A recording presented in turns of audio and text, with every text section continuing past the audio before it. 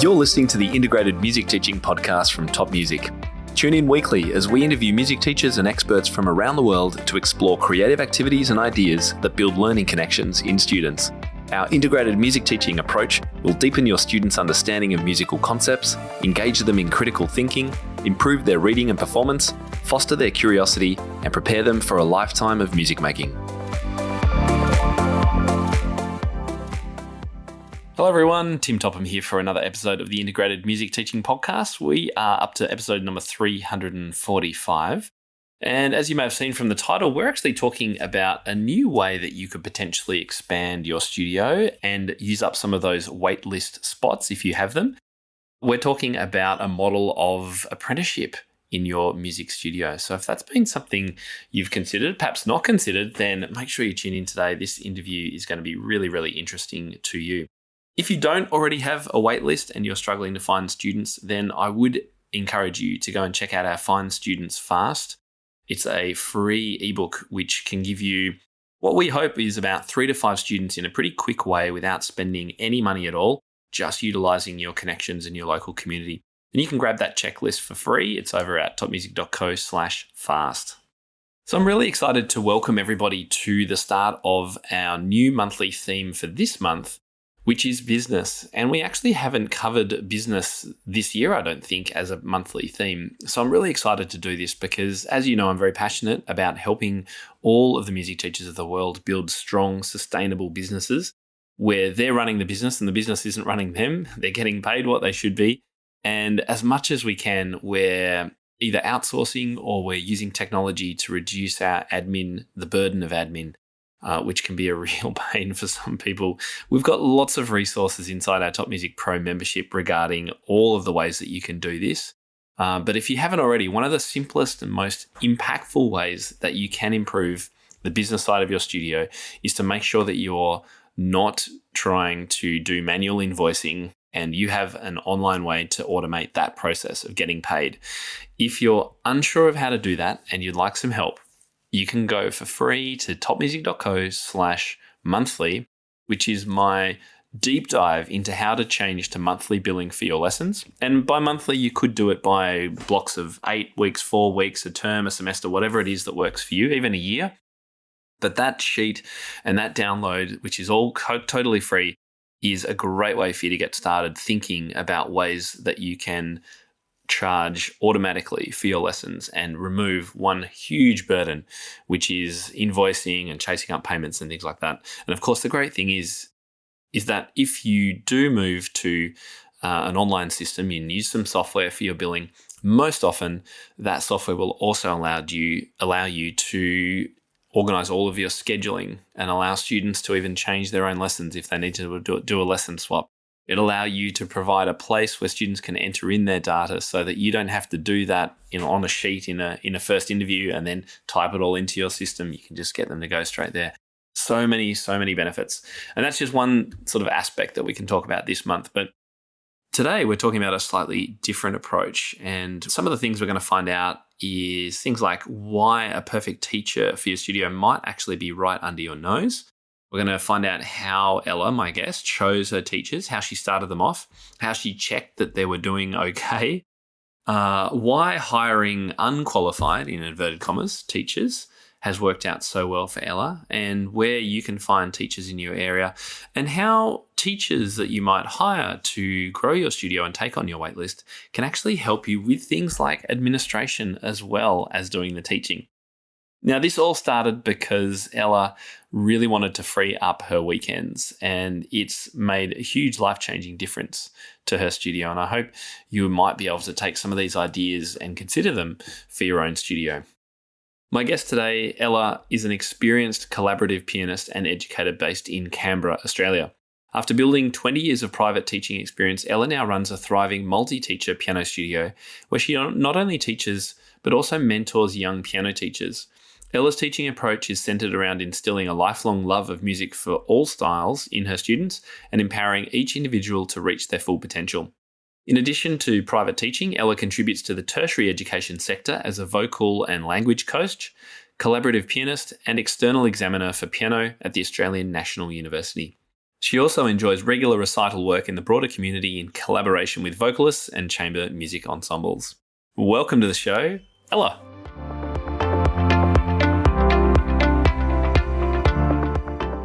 Well, Ella Luhtasaari, it's so great to connect with you. Thanks for joining me. No, my pleasure, Tim. Lovely to meet you. So you're a member of ours, and we were chatting on one of our chat platforms, and you dropped a little nugget of information there the other day saying that you'd hired some teachers recently and changed everything up and stuff. So I wanted to dive into that so that you could potentially share what you've learned with other teachers who might be interested in this as well. But let's take a quick step back. You better tell everyone where you're located and how your studio looks now, and then we'll go back into the past and work out how you got here. Yeah, sure. Okay, so I'm located in Canberra, Australia. I have a studio of close to 60 students. So most of them are taught here at my home in a private studio. I also do a little bit of teaching in schools. So I've now also got 2 staff teachers. So they're both teenagers, year 11, year 12 at school. And they teach a couple of afternoons a week. Yeah. Fantastic. And for those watching the video, the view behind you is clearly of beautiful mountain views and all that kind of stuff. We can't quite see out the window, but it looks lovely. It looks like a really light, beautiful studio. So that's where you do all your teaching? Yeah, so this is my primary studio. We built this house with this in mind, front of the place so that students aren't walking through your house. And of course, that fell to pieces when I started hiring students, and now use a second space out the back as well. Okay, so people do still have to walk through the house. Yeah, but it's quite nice. They go around the side. We call it the garden studio. Oh, nice. It looks like it's a beautiful space. You must really enjoy teaching there. Absolutely. Okay, so you've got about 60 students now, and that's all together taught by you or other people, right? Correct. Yeah. And all one-on-one lessons? Yes. Yep, great. Okay, so now I want you to take us back to earlier days, Ella, when you were first getting started. Maybe you didn't have that beautiful studio, it was just you. How are things going then, and how did you end up building to the point where you're like, I think I need to hire a teacher? Okay, so if we want to take it all the way back, I grew up in regional New South Wales, and there it's very much conflated, performing ability with teaching ability. So, you finished 8th grade, you can teach. Now, congratulations, here's some students. So I think I was 13, 14, and given the responsibility of training these young musicians, no mentorship, no training, nothing. It was terrifying. Wait, but in what context was that? Was that at your school or something? No, well, I guess to start with, it was like neighbourhood kids. And then by 15, I was teaching at the regional conservatorium. So we just really didn't have, highly qualified teachers. They'd come for a year or two and then leave. So myself and a couple of similar peers, we were kind of it. So like I said, no support. You were given a room and students were sourced for you, but that was kind of the limit of it. You were 15 when you were teaching at the conservatorium, the regional conservatorium there. So you were teaching beginners, I imagine, at that stage. Yeah. Predominantly. With right. No training.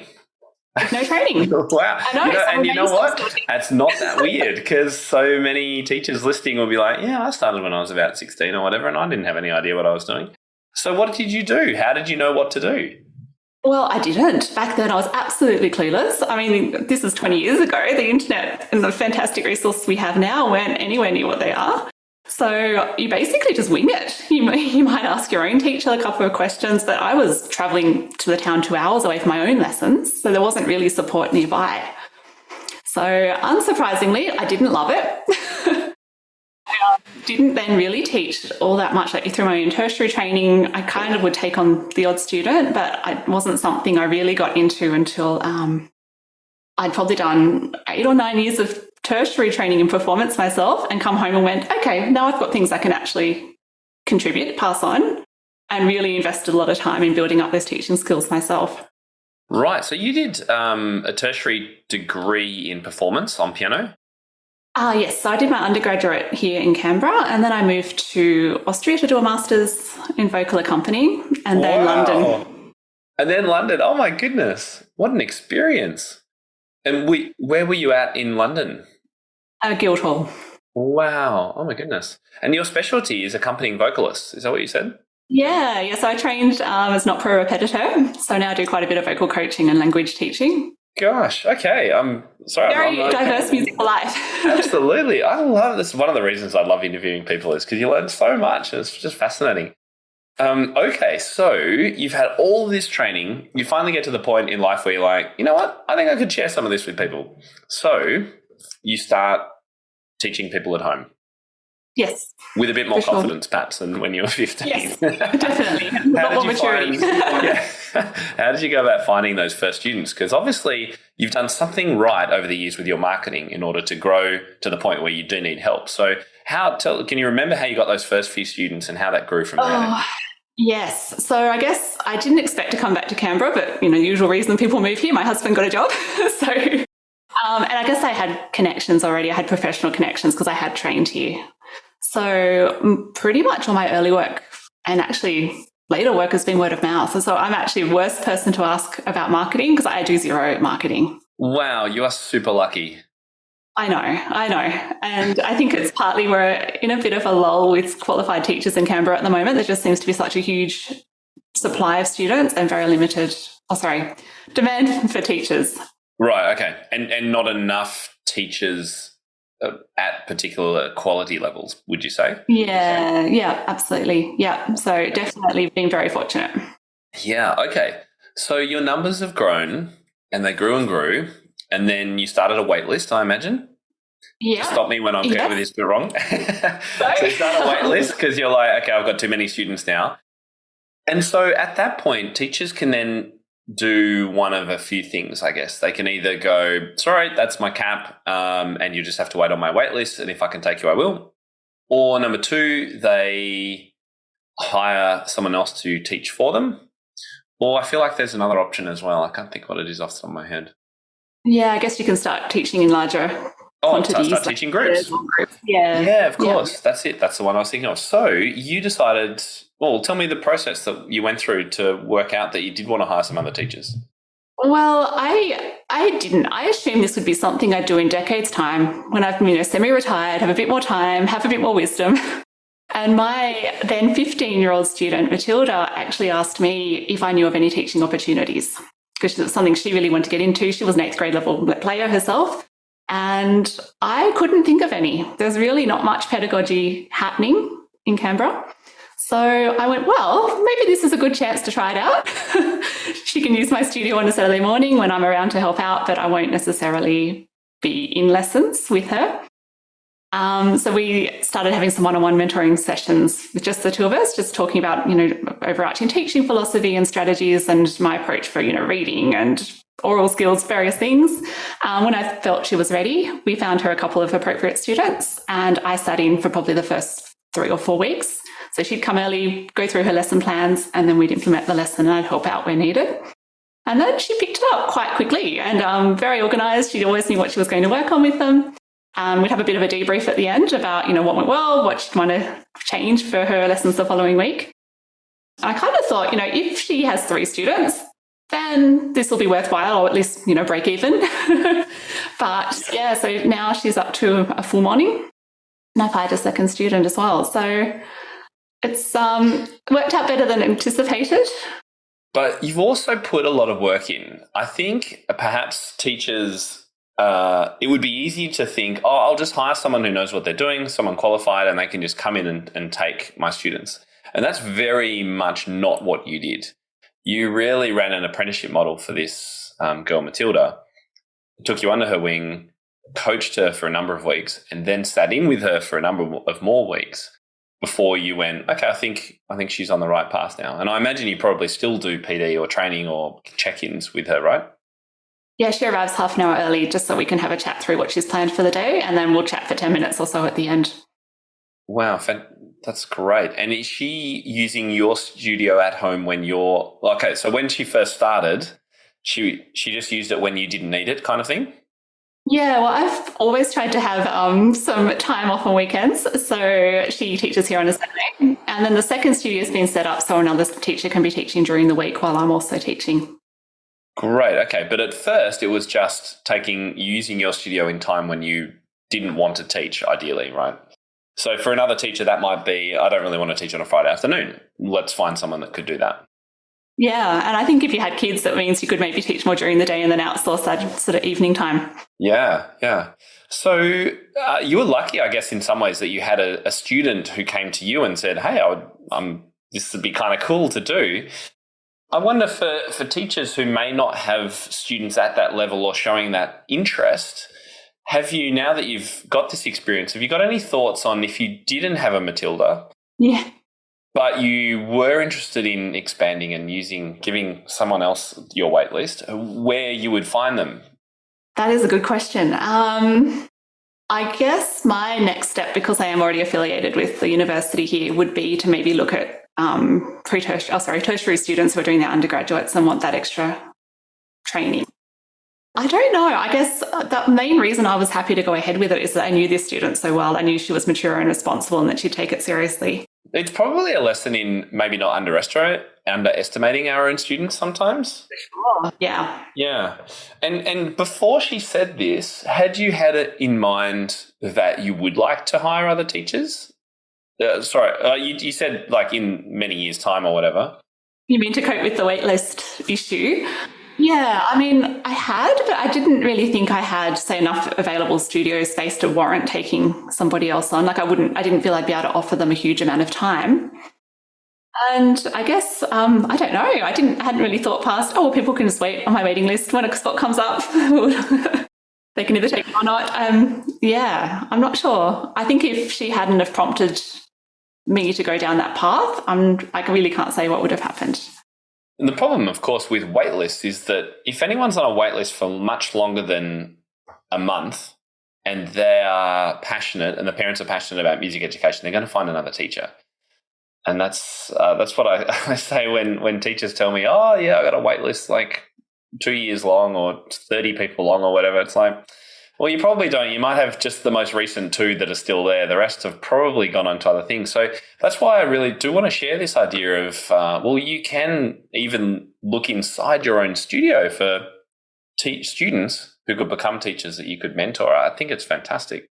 Absolutely. And actually, I mean, it probably wouldn't have occurred to me that I could share this space or create another space. But then when my hand was kind of forced, actually, I've now got a really lovely second option as well. So again, very fortunate that I did have a room I could convert. So they've kind of taken over my rumpus room.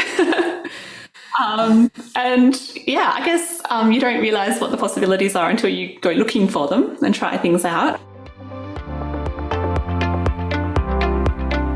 Hi everyone, I wanted to take a moment to let you know about an amazing community of music teachers ready to welcome you over at Top Music Pro. Top Music Pro is the global hub for music teachers looking to connect, learn, grow, and be challenged in both their teaching and studio businesses.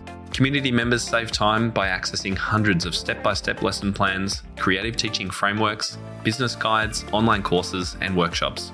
We offer training in topics as diverse as music technique, lead sheets, website building, intermediate repertoire, group teaching, and special needs teaching. We also save you money through our extensive discounts, including those with Music Notes, Sheet Music Plus, Music Room, Office Depot, Tonebase, and many more. And if you like sheet music, all our members get a free book of studio licensed, beautifully engraved sheet music each and every month. As a valued podcast listener, you can check out the Top Music Pro community free for 14 days by heading to topmusicpro.com, clicking Join Now on our studio tier, and using the special coupon code IMTPOD23. That's all one word. So that's IMTPOD23. We can't wait to welcome you inside.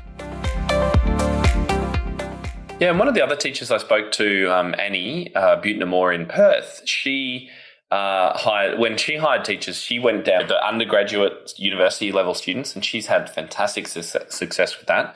But she didn't have the space in her studio. So those students that she hired to be teachers travelled to students' houses. And then she would do the same sort of mentoring and coaching thing. She couldn't sort of listen through the door to make sure those first lessons were going okay. So it's a little bit different, but they were also older too. I think the way that you've managed this with a 15, 16-year-old student teacher is probably the only way to really be sure that that's going to work well. Number one, you know the student inside out and you've been teaching them for many years, I think.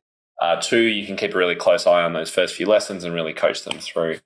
What training, did you kind of formalize what you were giving to her? Have you kind of packaged that a little bit so that for the second person you're able to go, okay, I've almost got a bit of a training package now that I can share with the next person? Yeah, to a degree. So it was a little harder with Joel, so my year 12 student who's now taken on a few afternoons here, because I am teaching at the same time, so I couldn't really sit in on his lessons. So we kind of had to rely on the, one-on-one mentoring and the sort of half hour leading into his afternoon block of teaching. So I have a lot of online resources that I could share with them straight away. So I've got everything set up. My husband's a software developer, which is incredibly useful for setting up file sharing systems. And yeah, so as you can see, a lot of things have worked in my favour. There's a lot of synergies and serendipity, I think might be the word. Yeah. That's right. So I guess I have, like, for example, a lot of already graded repertoire in folders, or I have like notes I made for Matilda about, general philosophy or how to teach various things, technique, exercises, whatever, are already digitally stored for other student teachers to be able to access. But also I've just come up with, and it actually probably has forced me to be a better teacher, like sequential learning kind of checklists for each stage of development so that they have an idea about where they can focus. Rhythm activities, for example, what students should be able to do at each level. Yeah, I can imagine it would definitely make you, anytime you teach, you become a better teacher. Now, you teach piano a lot, so that's one thing, but teaching other teachers, it really makes you think, why do I do this differently, or why do I do this at all, or what is it about my teaching that is special, and how can I try and transfer that across? Exactly. With regard to lesson fees, are they an employee and then you take the money from the parents? How does all that work? Yeah, no, exactly. So I probably charge parents about 60% of what my lesson rate is. And then I kind of set the teachers' salaries based on the Keyboard Association here. They have recommendations for different levels of experience. So I tried to sort of start with that as a starting point, because I'm not trying to take advantage of teenagers. I think they've got a valuable skill, so I'm trying to pay them commensurately, and then sort of factor in workers' compensation and the professional indemnity insurance you need as a music school and all those extra things on top to come up with a lesson price. And I guess then also kind of looking at what some of the music schools around here are charging, so you're not undercutting or overcutting them as well. So yeah, that was a bit of a balancing act. I kind of thought, if Matilda ends up with 3 students, then I break even. Right. And that was my starting point. Yeah. Great. That's a good way to work things out. And then you've got a goal, an initial goal as well, that you can then build on. Yeah. What did the parents think when you said, maybe you didn't say your teacher's 16 years old? How did that go down? Of course I did. Yes. No, they were fully forewarned. Actually, most of them were surprisingly accepting of trying the idea out. And this was a year ago we started, and all but one of those students are continuing still. So it's obviously worked well, and the parents actually quite often come and sit in the lessons just like they would in mine. So they're able to support practice at home. And I think probably helps picking teenagers with a degree of maturity and high-level communication skills. I think it would be quite challenging if they were the sort who were very shy. Of course, yeah. And did you say Joel was the other student? Great, young male. We need more. Exactly. He's been fantastic with that 9 to 13-year-old boy range. Yeah. Oh, that's fantastic. Yeah, I imagine they would really look up to him too if he's got the skills that they want eventually. Yeah. How long had he been learning with you? Were both of them quite long learners in your studio? Matilda only a couple of years. Joel, maybe 5, because I only moved back to Canberra in 2017. Yeah. Oh, I'm wondering if the sort of cogs are turning in people's brains as they're listening or watching, going, do I have a teacher student that could possibly do this? I wonder if they'd be interested. Because I have heard of other teachers in America more so, actually, when I've interviewed people over there who use students in group classes as a teaching assistant style of role. And that can work really well because they are just assisting, they haven't got full sort of control, and you're in the room with them. You've gone that other step to go, okay, we're going to train you up, and then we're going to sit next to you kind of thing, or in the room while you're doing things, and then hand it over to you, while at the same time continuing that mentoring relationship. I think that's that's going to be super crucial as the students they take on increase in their level of skill too. Yes. Yeah, that's right. And I guess now we've got this situation where, I mean, if they get sort of to intermediate level, then I'll take them on. And it may be that I have students who maybe just want to take things less seriously or just try out piano, for example, and I've got an extra option for them that they can transition to. So in summing up, how would you say this has changed things for you? Just being open to this idea of offering teaching placements to your students and bringing more students into your studio? Oh, it's been fantastic. I love teaching and mentoring generally, so this has just been an extra skill for me to develop. I think it's really useful just having I know they're young and inexperienced, but just a community of teachers where you can discuss things, you can try out ideas on each other, you can create resources together. So I now have, Joel also does a few hours of admin a week for me, so it's been able to sort of cover that and have that extra support is amazing. So I'm sure most teachers know you spend so much of your time not teaching. Yeah, that's right. And admin help can be so useful. And that's great to know that, again, we don't have to look to a 30-year-old, 40-year-old person or however old. Maybe someone closer to home, friends, family, students could help in your studio admin, because that is another element that I often recommend to teachers. If you can get some of their admin either in software, automated, that's great. Or if you can get a few hours a week, it can make such a difference. Do you use any software in your studio? Yes. So all the studio management and lesson notes is done through my music staff. So that they've made the transition so easy to a multi-teacher studio as well. Just being able to track, payroll, what lessons are taught, attendance, all of that is just very easy. That's fantastic. And of course, all our Top Music Pro members get their 90-day free My Music Staff Music Staff trial to check it out. And I do encourage people to do that, because the billing alone, automating billing and invoicing, and just makes life so much better. Absolutely. Yep. So it sounds like you've learnt a lot from this. It sounds like you've really enjoyed the process, but what have been some of the challenges, or what would you say to teachers listening? Just make sure you do. Yes. I guess the extra considerations to start with, I was just working as a sole trader. So I guess it's always, getting business or accounting advice on how to set up a business structure to accommodate that. I think you can hire employees just as a sole trader, but I decided to incorporate a company just so whatever direction it ends up going, I'm kind of set up. I guess considering things like workers' compensation, and I mentioned earlier having to upgrade from individual to music school indemnity insurance, a few little things like that. Even just resources you subscribe to, checking that you've got a studio subscription, not an individual subscription, if there are things that your teachers are also going to be using. Yeah, so there's some other costs to consider before you jump in. Yes, yeah. So they were the things that I was thinking, if we have 3 students, then that's covered. So fortunately with 10, it's more than covered. Yeah. Right, okay. And so, how many students are taught by your 2 teachers now? I think they've got 5 or 6 each.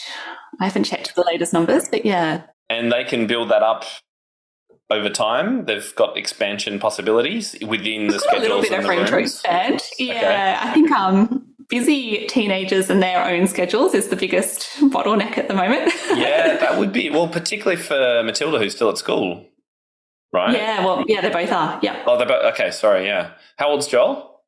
Year 12. Oh, he's in year 12, so that would be even harder potentially, given all the work he's got to do. Yep. Yeah, okay. But then next year, he'll have lots of time. Well, hopefully. Yeah. As long as he doesn't go on a gap year to some foreign country. Would you consider a 3rd teacher down the track, or is this just right for you now? I actually have a 3rd one lined up. So another year 11 boy I teach and have been teaching for 5 years. He's very keen. It's more just a scheduling issue that's sort of holding that one up. I think other than that, I would probably only consider teachers who could teach either at students' homes or at their own home, just for space and availability issues. Yeah, that would be a blockage, I guess, for anyone. Yeah, that's right. We have joked about adding a 2nd story to the house. Okay. Oh my goodness, that's getting really serious then. But that's the point at which, in all seriousness, you would look at an external studio of some sort, a space. Yeah, I imagine so. Wow. Okay. Well, any final sort of thoughts, anything we've missed that you'd love to get over to our teachers who might be listening or watching? No, I mean, I think I'm just so grateful that it was kind of put on me, like it was suggested to me. I don't think if it was my own initiative, it would have been something that would have happened for a long time. And I think actually taking the plunge and doing it, it's been such a worthwhile experience. Yeah, fantastic. It sounds like you're learning lots as you go, and it's only going to help you in the future. It's going to be. I'm just super excited for you. Wow, Ella, very impressed. Last question. You've been a little member with us for a while. How has the Top Music Pro community, teachers, resources influenced or helped you with this change that you've made?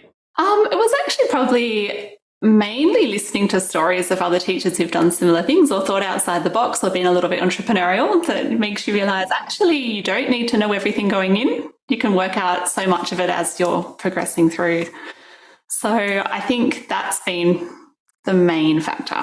Yeah. What a great... And of course, Yeah. I was just going to say what a great summary note. You know, you don't need all the answers, I think you said, to get started. You just need to get started, and then community of people can help you along the way and give you what you need as you go.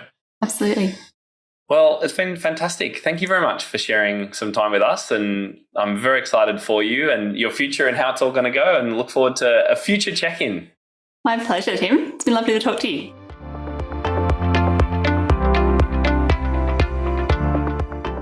So what did you think? Is this something that you could employ in your own studio? Have you got some young students, some teenagers who are showing interest and could maybe become teachers in their own right if you were able to provide them some kind of apprenticeship? I hope you do consider it, because not only would this be of immense benefit to you in your own studio, but what an incredible learning experience for those students who can learn and grow under your leadership. And, not have to take up a job at McDonald's flipping burgers, let's be honest.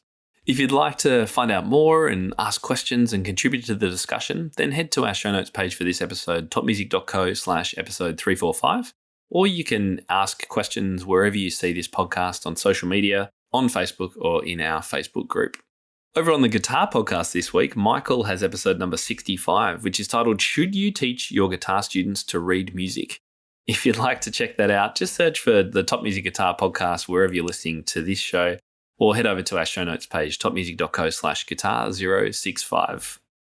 I'm Tim Topham, and you've been listening to the Integrated Music Teaching Podcast. It's been a pleasure to be spending this time with you, and I will look forward to speaking to you again this time next week.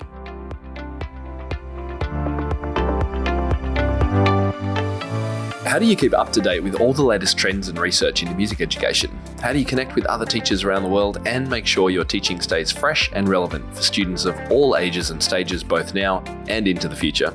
I created our Top Music Pro membership to be the one-stop shop for music teaching resources, training, support and community, and I'd love for you to come and join us inside. With over 40 comprehensive training courses, hundreds of teaching demonstrations and lesson plans, free monthly sheet music, discounts and all the business and pedagogy support you could ever need, Top Music Pro is the community you've been looking for. If you're ready to level up your learning from the podcast and join thousands of other teachers in our global network, head over to topmusicpro.com today. If you enjoy this show and want to hear more of our work, be sure to subscribe to this podcast wherever you're listening today. For links and resources mentioned in this episode, visit us at topmusic.co/podcast or check out the show notes. I'm Tim Topham, and this is the Integrated Music Teaching Podcast, a production of Top Music. Thank you so much for listening. Enjoy your week ahead, and I'll catch you next time.